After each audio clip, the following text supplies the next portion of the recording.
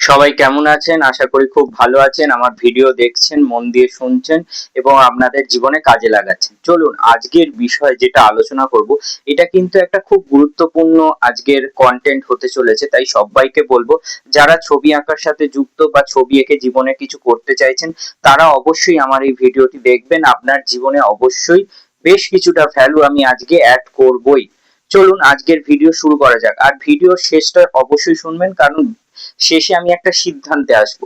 তো সেই সিদ্ধান্তটা যদি আপনি না শোনেন, তাহলে কিন্তু সম্পূর্ণ ভিডিওটা দেখার কোনো মানে থাকে না। তো চলুন আজকের ভিডিও আমরা শুরু করি। আজকের আমাদের কন্টেন্ট হচ্ছে, হেডলাইন যদি বলি, সেটি হচ্ছে আর্ট কলেজে পড়বেন না গ্রাফিক ডিজাইন শিখবেন। আর্ট কলেজে পড়বেন না গ্রাফিক ডিজাইন শিখবেন। এই দুটো পথ আছে, দুটোই কিন্তু আর্টের ওপর বেস করে এগোয়। মানে হচ্ছে সেই পথটা এগোই হচ্ছে আর্টের ওপর বেস করে। মানে আর্ট কলেজে পড়লেও আপনি আঁকাই শিখছেন, আবার গ্রাফিক ডিজাইন নিয়ে পড়লেও আপনি আঁকা শিখছেন, কিন্তু সেটা অন্যভাবে।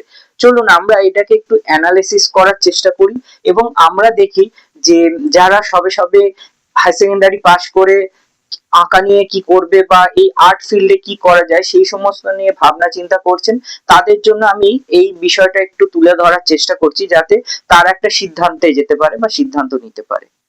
প্রথম যে বিষয়টা নিয়ে কথা বলবো সেটা হচ্ছে আর্ট কলেজ। আর্ট কলেজ বলতে বোঝায় যেখানে আপনি আঁকা শিখবেন। আর্ট কলেজে অনেক রকমের ডিপার্টমেন্ট আছে, যেমন হচ্ছে painting department, graphic art department. Graphics আর গ্রাফিক দুটোর মধ্যে পার্থক্য আছে, সেটা নিয়ে আমি পরে একদিন আলোচনা করব। ওটা হচ্ছে প্রিন্ট মিডিয়া, যেটা এখন আর্ট কলেজে শিখবেন সেটা হচ্ছে প্রিন্ট মিডিয়া। তো এরপরে হচ্ছে অ্যাপ্লাইড আর্ট শিখতে পারেন। এছাড়া আপনি স্কাল্পচার শিখতে পারেন। বিভিন্ন ডিপার্টমেন্ট আছে আর্ট কলেজে, সেটা আশা করি আপনারা এতদিনে জেনে গেছেন আমার ভিডিও দেখতে দেখতে। এবার হচ্ছে গ্রাফিক্স ডিজাইন, মানে হচ্ছে যেটা আপনাকে কোনো এরিনা অ্যানিমেশন বা এই ধরনের কোনো কোম্পানি থেকে শিখতে হবে। তো এই গ্রাফিক ডিজাইনের মধ্যে কি আছে? গ্রাফিক ডিজাইনের মধ্যে অনেকগুলি পার্ট আছে। আপনি গ্রাফিক ডিজাইন শুধু শিখতে পারেন, আপনি ওয়েব ডিজাইন শিখতে পারেন, আপনি অ্যানিমেশন শিখতে পারেন, আপনি গেমিং শিখতে পারেন, আপনি কোডিং শিখতে পারেন। এরকম বিভিন্ন পার্ট আছে। এইগুলো বলার আগে আরেকটি কথা বলে নি, আমি কিন্তু আর্ট কলেজেও পড়াশোনা করেছি, আমি কিন্তু এরিনার থেকেও পড়াশোনা করেছি। আমি আঁকাও যেমন শিখেছি, আবার কিন্তু আমি গ্রাফিক ওয়েব ডেভেলপমেন্টও শিখেছি। তো সেই জন্য দুটি পথেই আমার কিন্তু যাত্রা আছে। সেই জন্য সেই অভিজ্ঞতা থেকে আপনাদের এই বিষয়টা আমি শেয়ার করতে পারছি। তো এবার হচ্ছে ব্যাপারটা হচ্ছে যে আমি এরিনার ছাত্র ছিলাম, এরিনা থেকে আমি পড়াশোনা করেছি। এছাড়া আমি ইন্ডিয়ান আর্ট কলেজ থেকে আঁকা নিয়ে পড়াশোনা করেছি। তো যাই হোক, আমার কথা এখানে মুখ্য নয়, এখানে হচ্ছে আপনাদেরকে আমি কি ইনফরমেশন দিতে পারছি সেটা মুখ্য। তো এবার হচ্ছে কনফিউশন এসে যাচ্ছে যে আমি আর্ট কলেজে যাব না গ্রাফিক ডিজাইনে যাব। আমার যদি মতামত নেন, আমি অবশ্যই বলবো আগে আপনার আর্ট কলেজের দিকে যাওয়া উচিত, এবং তারপরে আর্ট কলেজ থেকে পাস করে বেরিয়ে যাওয়ার পর তারপরে আপনি একটা স্পেশাল কোর্স হিসাবে আপনি গ্রাফিক্সে যেতে পারেন। কেন বলছি? গ্রাফিক্সটা কিন্তু আঁকার ওপরেই কাজটা হয়। মানে আপনাকে যাই করতে হবে ডিজিটালি করতে হবে। সেখানে হয়তো আপনার হাতে আঁকা আসছে না, ডিজিটালে আঁকা আসছে, মানে হচ্ছে কম্পিউটার মারফত আঁকা আসছে, বিভিন্ন সফটওয়্যার মারফত আঁকা আসছে, কিন্তু আপনাকে আঁকতেই হবে। আপনার যদি আঁকার বেসটা স্ট্রং না থাকে, মানে আর্ট কলেজে পড়লে কি হয়, আঁকার বেসটা স্ট্রং হয়ে যায়, গ্রামার গুলো স্ট্রং হয়ে যায়, আপনি আঁকায় দক্ষ হয়ে যাবেন।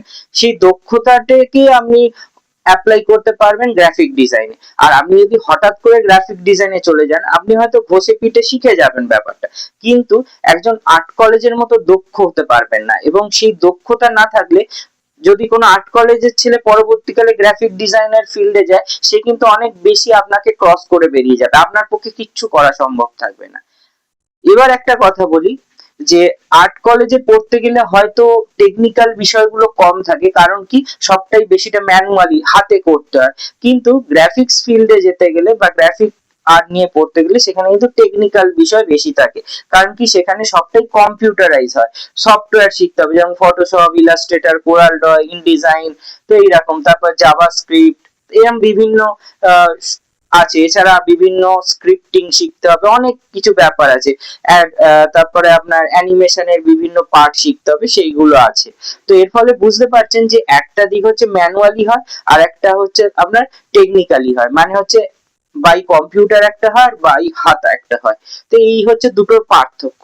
এবার আমার মত অনুযায়ী যদি বলেন কি করা উচিত, আমি বলবো সবসময় যে আগে আর্টটাকে শিখে নিন, বা আপনি কোনো ভালো স্যারের কাছেও শিখতে পারেন।